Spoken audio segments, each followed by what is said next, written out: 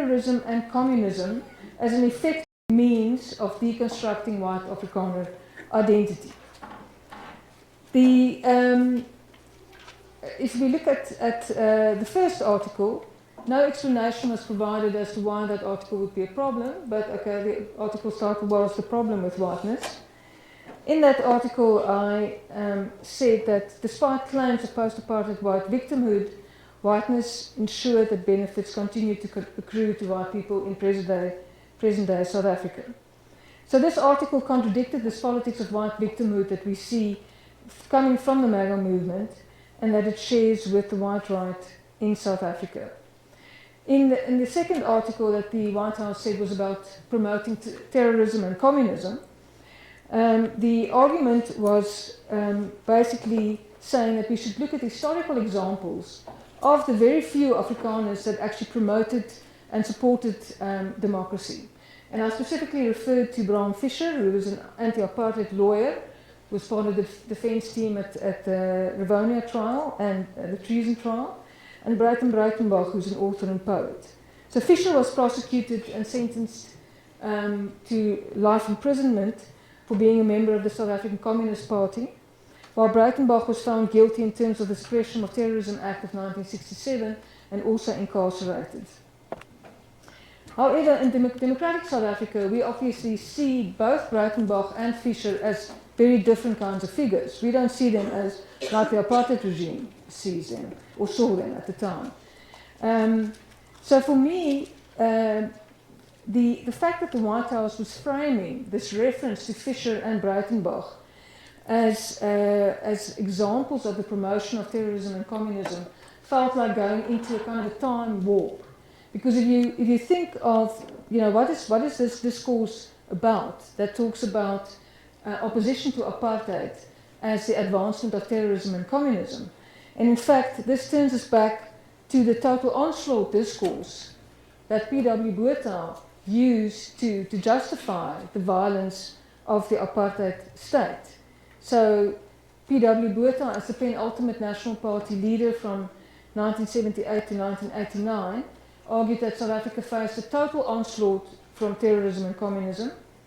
And interestingly, the thinking behind the total onslaught discourse also was heavily influenced by thinking coming out of the United States, also particularly by political scientists, and I think that was relevant because we've got a whole lot of political scientists in the room here today. The political scientist that's very well known as a right-wing thinker, Samuel Huntington, being one of the people who influenced this idea of a total onslaught. So this repetition of a total onslaught discourse, for me, brought back bygone conceptions which have been thoroughly delegitimized in South Africa, and as though nothing had happened between the 1970s and the 2020s. This action against the Democracy Works Foundation formed part of a series of actions by the US government under Trump's second presidency that targeted South Africa. Some of these actions privileged Afrikaners, others formed a package of penalties that are targeting South Africa as a post-apartheid democracy. So Trump had already noticed South Africa and publicly expressed a position back in 2018 when he positively responded to a tweet from or a program in which Tucker Carlson made comments about farm murders on Fox, and Trump responded with a positive tweet at the time. So barely back in office in 2025, as you know, he issued a message on his Truth Social platform that land was being confiscated and that certain classes of people, so-called, were being treated, quote-unquote, very badly. Very shortly after that, we saw the introduction of this refugee program targeting Afrikaners specifically, and it transpired after a while that Afrikaners are indeed now the only group of non-Americans that are being allowed into the US as part of their refugee program. We also see that there have been other pieces of legislation that have been introduced in the US Congress, including the so-called Afrikaner Bill, of which the long title is Asylum for Farmers and Refugees in Crisis and Necessary Immigration resettlement. We also know there's a showdown that followed in the Oval Office, during which patently false propaganda was repeatedly reiterated. So the response, what I'm interested in, is how other white people, outside of the States, and particularly in South Africa, how they're responding to this. The Freedom Front Plus poster, I think, is one example of a response to the sudden elevation of the Afrikaner cause. Critical race scholar Cheryl Matthews speaks of an emboldened whiteness. And I think this is what we are seeing in this moment, an emboldening of whiteness. So I argue here that the foregrounding of Afrikaners is aimed at the restoration of whiteness through this contemporary global right-wing and white supremacist action, particularly through Trumpism.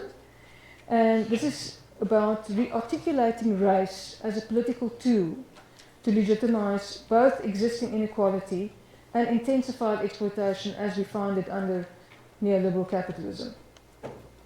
The White House's reinterpretation of Afrikaner identity seeks to remove the apartheid stigma attached to Afrikaner identity and to restore Afrikaners as part of a renewed projection of white power both inside and outside the USA, and seeking to re-entrench whiteness as a racial formation intrinsic to global power relations. So I'm interested in how Afrikaner whiteness became available as an instrument in this resurgence of global white supremacism. So the Afrikaner as an identity, one could say, has been had been conceived in nationalism and gestated by apartheid, with the National Party as its midwife.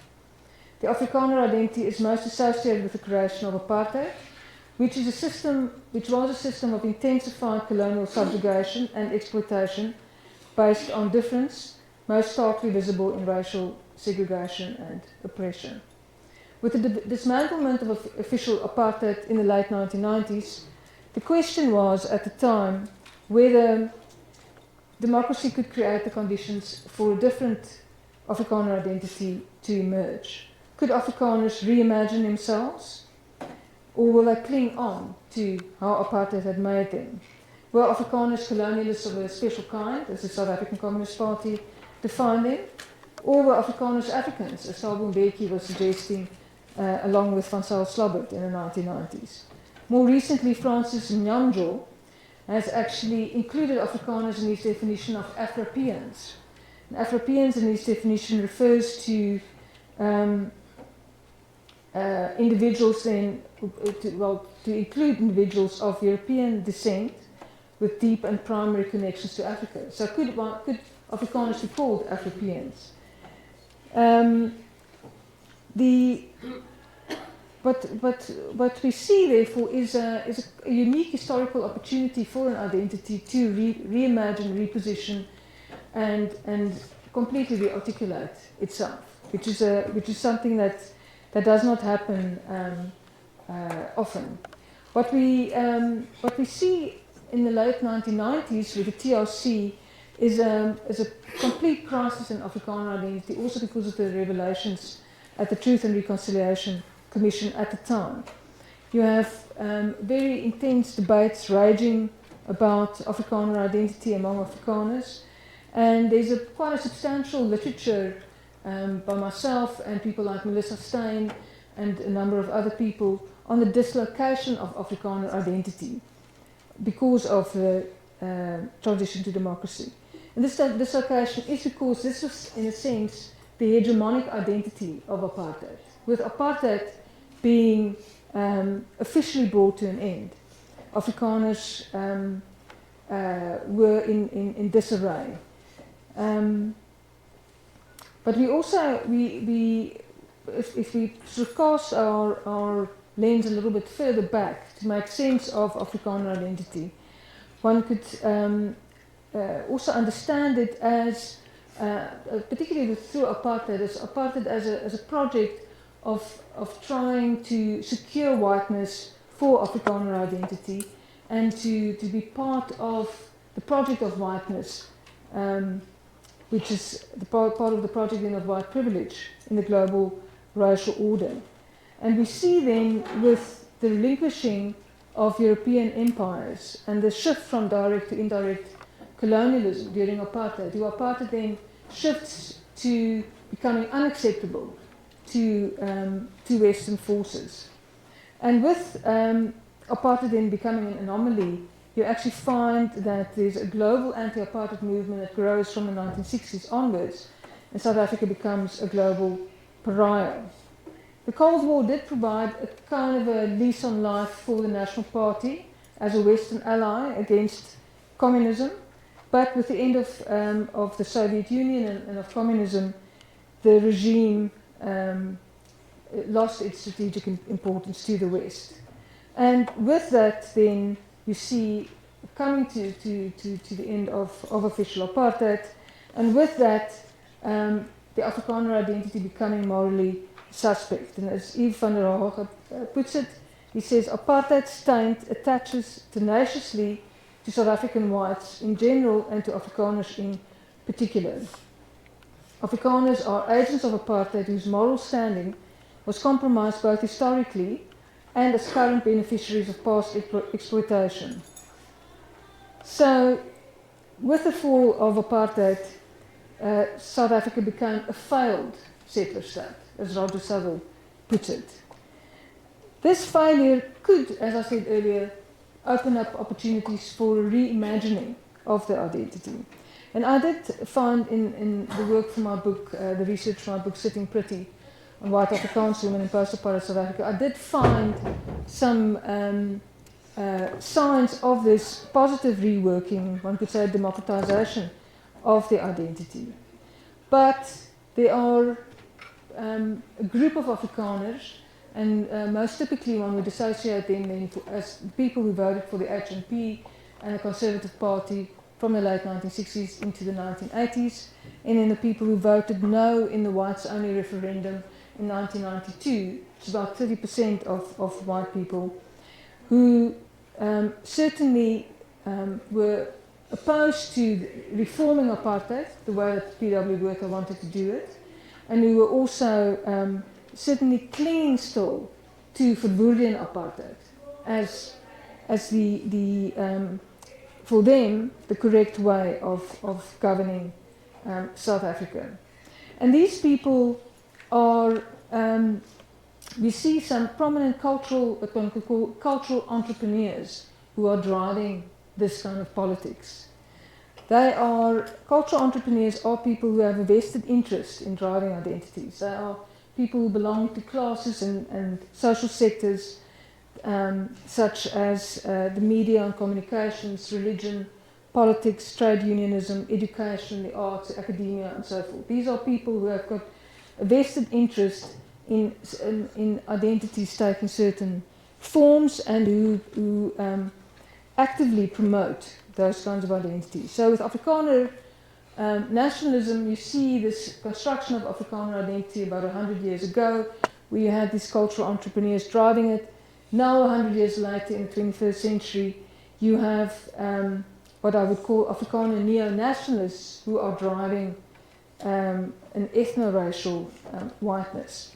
This turmoil in which Afrikaner identity found itself earlier, that I mentioned, provided fertile ground for these vested interests.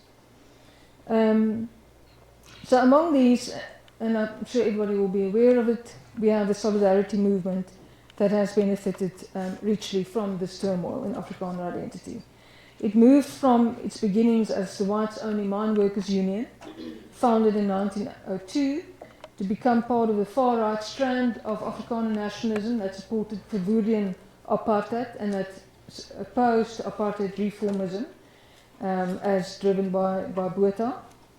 And I think it's necessary for us to drill a bit deeper into Afrikaner identity to understand how the role that class plays in better understanding this whiteness. Because this is also something that we have seen in terms of the resurgence of white supremacism in the global north, where class has come to the fore as a primary difference driving some of these political dynamics. 1948 would be a convergence, a point of convergence between Afrikaner capital and the Afrikaner white working class. But as Mervyn Goldberg writes, we actually see that once Afrikaner power is consolidated through apartheid, those who benefit are primarily the capitalist classes. He also says that by the 1970s, as we could see historically, there's a realization that sets in with Afrikaner capitalists that apartheid has become impracticable when it comes has become impracticable in terms of economic growth. And what we then see is a split forming, and the term that's used for it, or some of the concepts that are quite useful to use here, are the verligters and the verkranters. So basically your so-called enlightened, which basically refer to your apartheid reformists, who are primarily part of the capitalist classes in Afrikanerdom, as opposed to the verkranters, which are your conservatives. Or reactionaries rather. So we see this class split from the late 1960s with the founding of the HNP under Jaap Marais, and then accelerating through with the split that led to the formation of the Conservative Party in the early 1980s, and so forth. Fast forwarding to the 1990s, we see that this class split continues. You have at that point, as I've mentioned earlier, you see how your white far right still hatch a few different plans to try and hold on or try and return the country to Verwoerdian apartheid, or at least to some kind of military, I don't know, white militarism or white military dictatorship, and failing at that point. But at the end of apartheid, one could see that apartheid had resolved the problem of poor whiteism. One can also see that most Afrikaners are middle class and therefore are sharing, by and large, in the spoils of apartheid. What happens after 1994, and this just draws on the literature on elite pacting that Mandisi and I were actually also talking about last night, is that you see through the processes of elite pacting of the 1990s, when you have significant Afrikaner groupings connecting with significant African nationalist groupings, and thereby ensuring an elite transition. We see a deracialization of the upper echelons of the economy.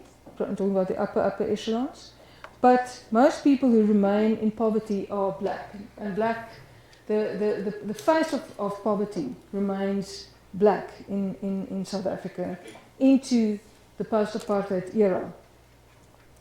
So this class convergence can't solve that. Just to give you an idea of this verlichte agenda and this connection with African nationalist figures.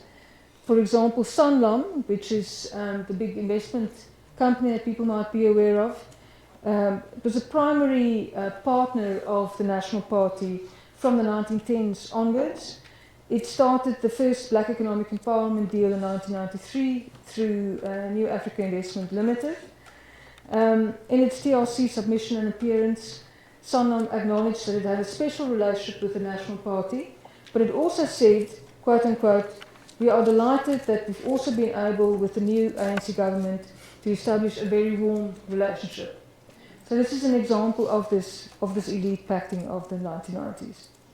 So you have the elite pact, you have the redirecting, or I think what what was hoped a redirecting then of Afrikaner energies, and providing an antidote, one could say, to Afrikaner ethnic mobilization. But there's a letter to the Sunday newspaper report that I want to share with you that actually shows that already a good 20 years ago there was this rising resentment that one can identify. Where you have, this is somebody who lives in Orania and who writes about the problem of affirmative action, farm murders, high crime rates, and so forth and so on, saying that Afrikaans children are being alienated from their own culture, and also talking about race-based support administration, and so forth and so on. Then this writer refers to economic prosperity and says our welfare allows us to endure the punches and slaps, but clearly unhappy about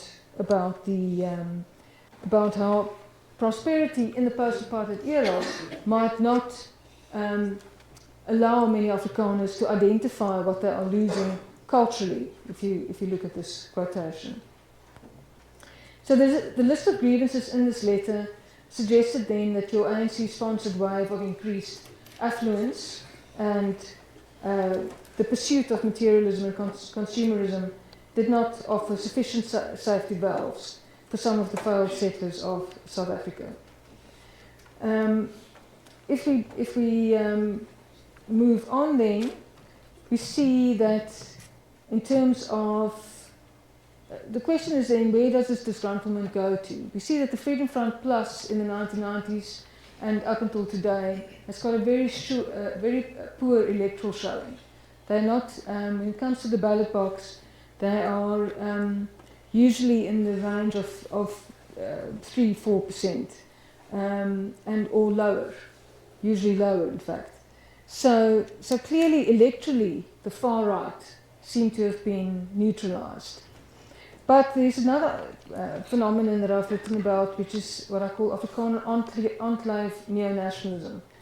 Basically arguing that Afrikaner nationalism did not disappear, but rather had its ambitions lowered from the nation state to localized enclaves. When we look at the work of Jamaican British sociologist Stuart Hall, he writes about a return to the local, which in reaction to the destabilizing effects of globalization. With the Afrikaners, one sees this post-apartheid phenomenon of what one could call inward migration to white spaces. These enclaves have as anchor points the church, the school, the shopping center, the gym. It possesses an identitary logic that hinges on ethnicity. In these enclaves, class is wielded in conjunction with very specific versions of sexuality, gender and race to create exclusive and excluding ethnic spaces. Afrikaner enclaving is even expressed in colloquial terms when people speak about the Boereworsgordijn or the Boerewors curtain. So certain suburbs being behind the Boerewors curtain. So that actually colloquially captures this phenomenon. So when we see this new socio-political expression of enclavism, one can see that it's driven by, certainly by the solidarity movement.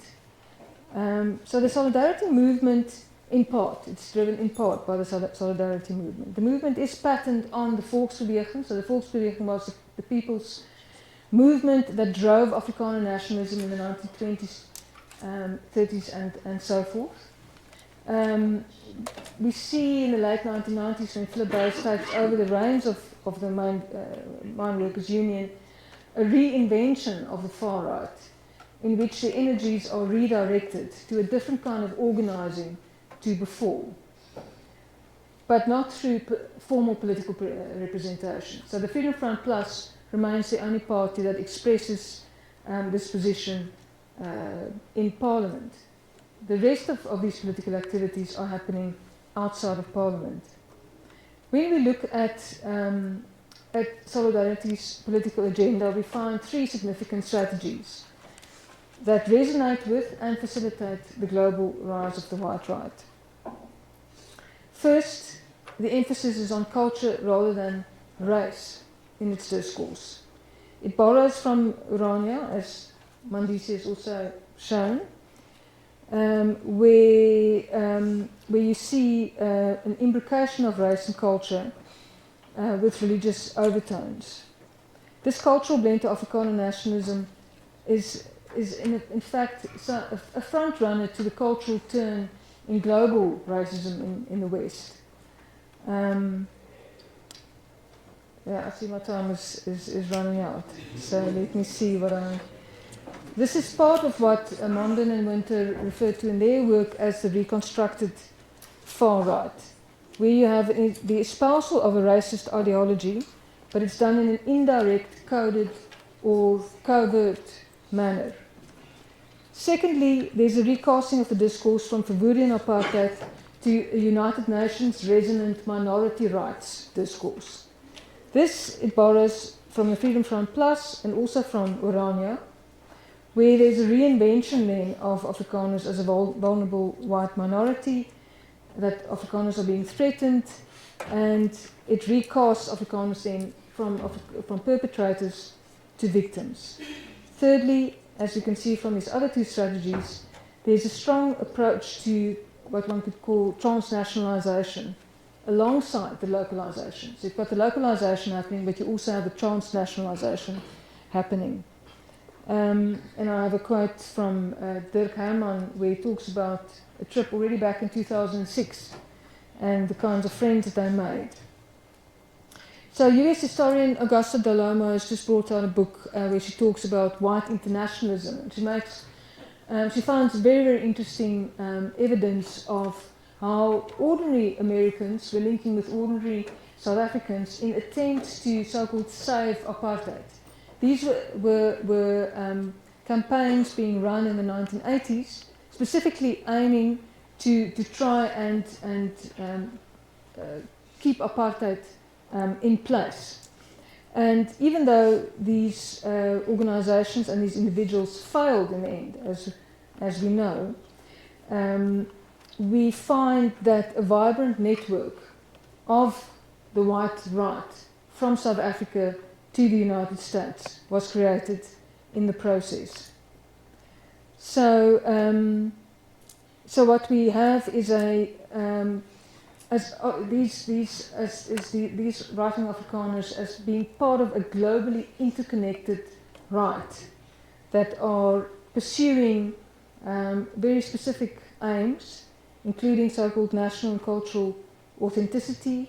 They talk about saving white civilization, which is also going back to colonial discourses.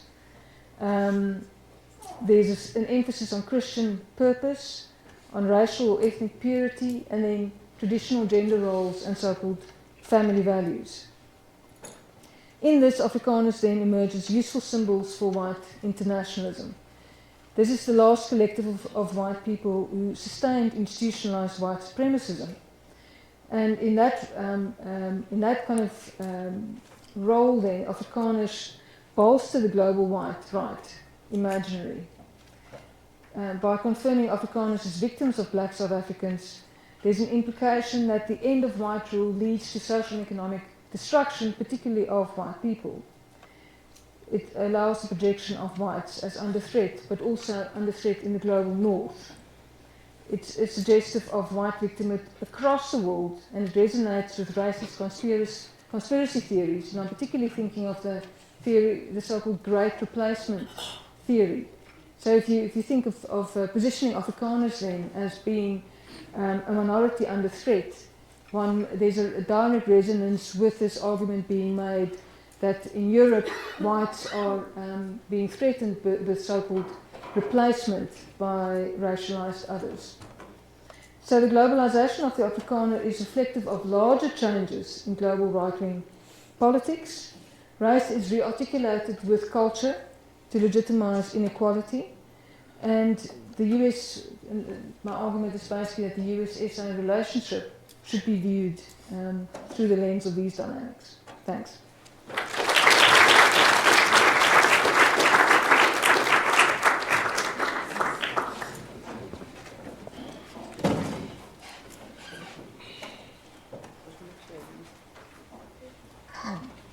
Can I sit down or do you want to? Oh, yes. You need to stay. Okay.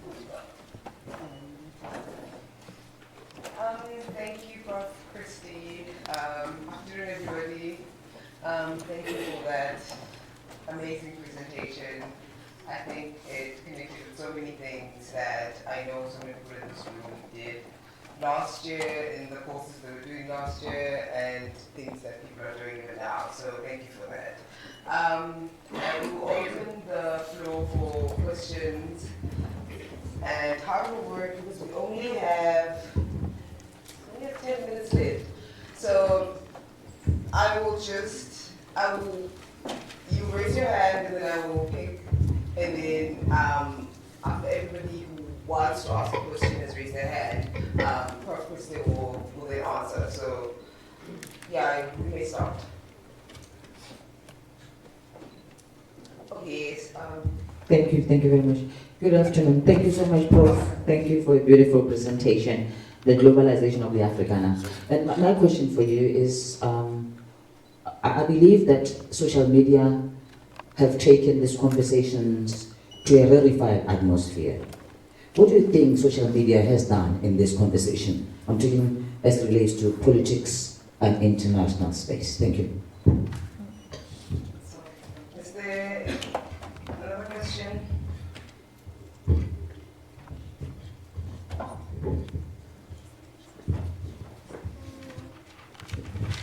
Thank you so much, Christy. You know, I was going to say that when I was at Steers in Stellenbosch, every time I passed that shop, Sitting Pretty, I thought of your book. And there, whiteness sits pretty, very expensively.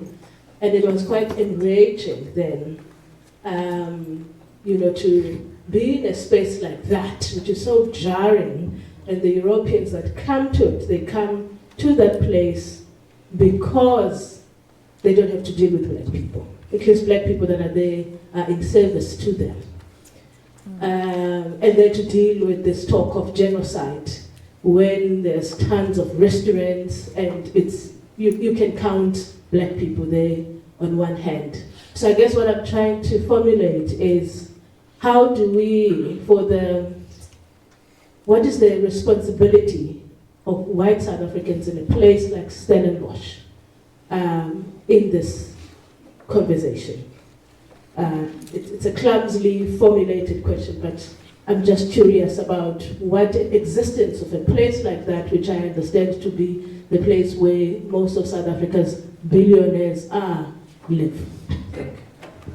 All right, thank you. I have a question myself.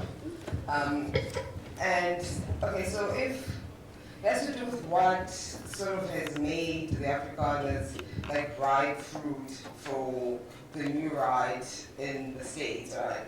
Mm-hmm. And like in the States, what you see is like people like J.D. Vance and Peter Thiel, and they tend to be speaking on behalf of the injured working class white people. Mm-hmm. And like there is some sort of legitimacy to the stuff they say, some sort of legitimacy in the white men feel, I don't know, left behind, or they feel they can point to things and you can also say, oh, I mean, I guess, right? It's not, but it's not the same as here in South Africa, whereas sort of the people, as the dean was saying, in Stellenbosch go to the White House to speak on behalf of farmers who are in no way like poor as like the poor whites in the States, right? So what is it that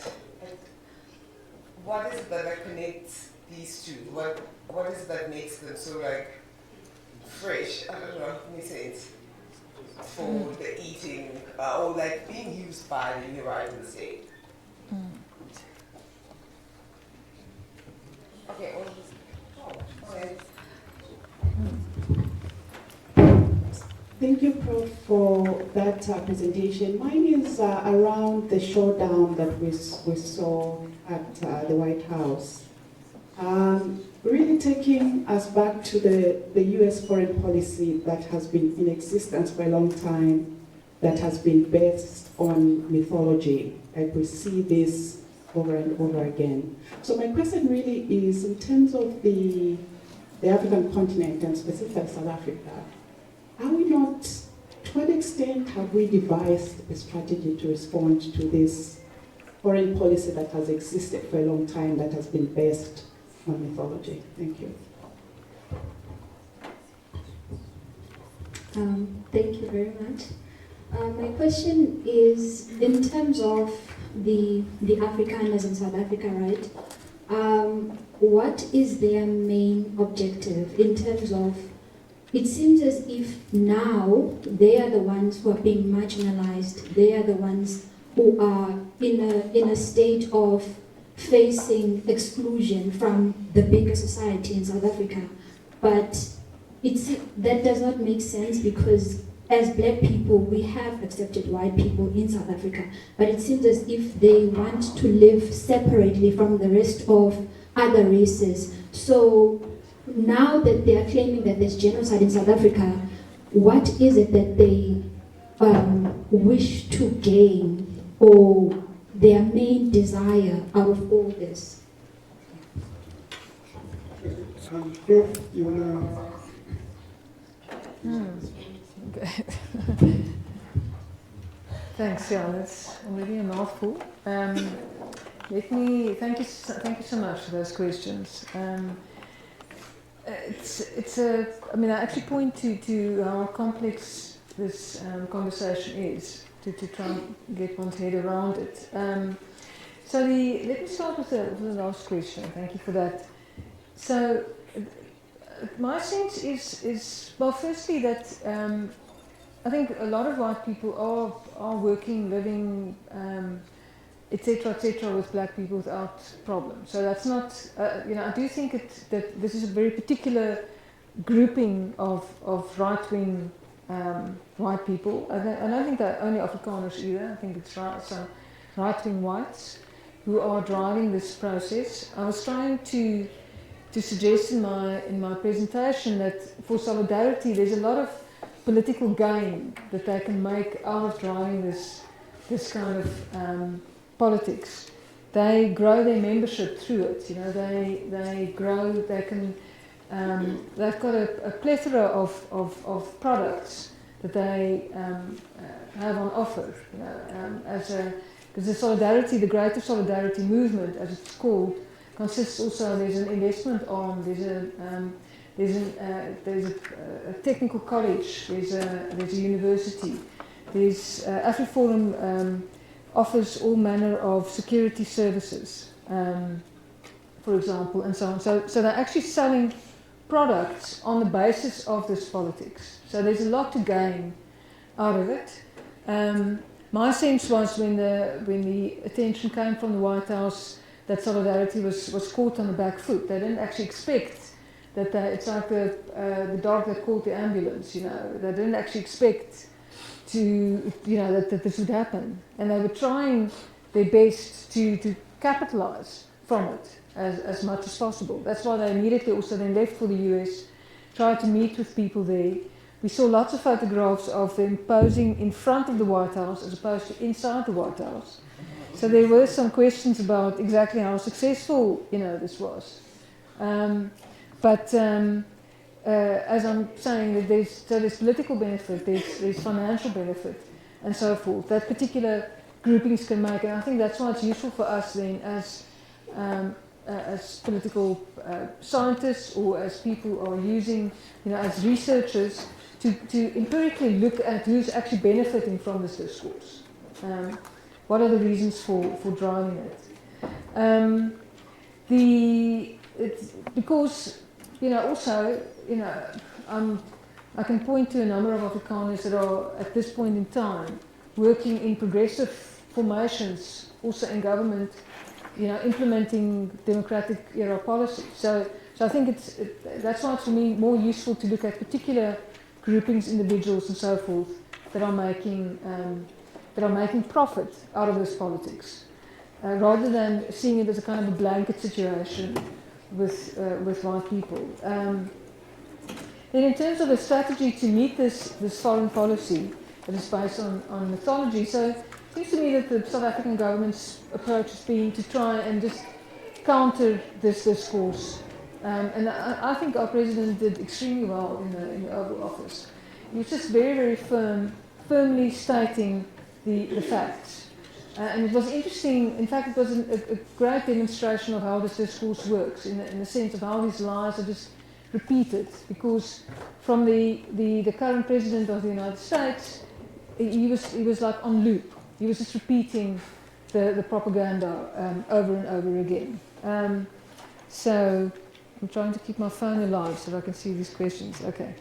So that seems to be the approach from our government, is to counter, and then also, as you know, Ruth Meyer has been appointed as ambassador to the United States. I think that was a very, very clever move, because here you have somebody whose politics has shifted dramatically from where he was in the 1980s to, and in the past 20 plus years he's been doing very good work to advance democratic peacemaking processes also on our own continent. So I think he's a very good choice for the job. It will be interesting to see what comes out of that further. Then in terms of why Afrikaners, so well, for me it's certain Afrikaners. I mean, I think that the refugee program has not delivered the kind of numbers that Trump thought it would. It was a little bit sad, that small group of people who arrived there. The first group, I mean, I couldn't even get 50 people together for the first trip. So I think that you will have particular people responding and taking this up. Again, people who are finding themselves in very particular political positions. Again, so. Then responsibility of white people in Stellenbosch. So, I mean, I am aware of the university's own actions around transformation of the university. As you can see with Stellenbosch University, you actually see those kinds of white supremacist dynamics playing themselves out also within the institution.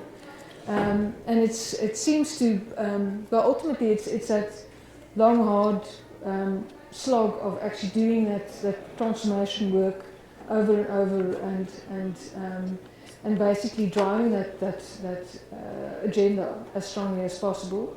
And I think with people like Prof. Pumla Gbodo-Madikizela and so forth, at the university, that there is a seriousness about addressing it. But it's a lack of luxury, it's a lack of privilege in South Africa, and it's got all of the hallmarks of that. It's also to do with capitalism and how capitalism is playing itself out.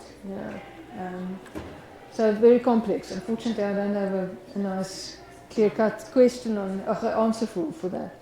Social media has been very important in all of this.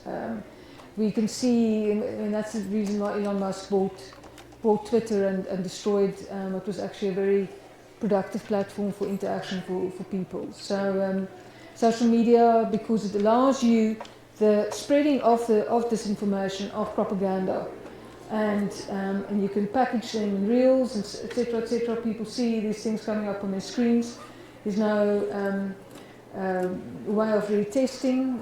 There's a real onslaught also on legitimate media that are doing fact checking, etc., etc. So it's actually about really trying to gain control over the flow of information completely, so that people are only beholden to the kind of information that an Elon Musk or figures like that want people to have access to. And the position is basically to keep us as disinformed and misinformed as possible. So that's the battle that we're up against. And social media are absolutely being used as the platform to do that with.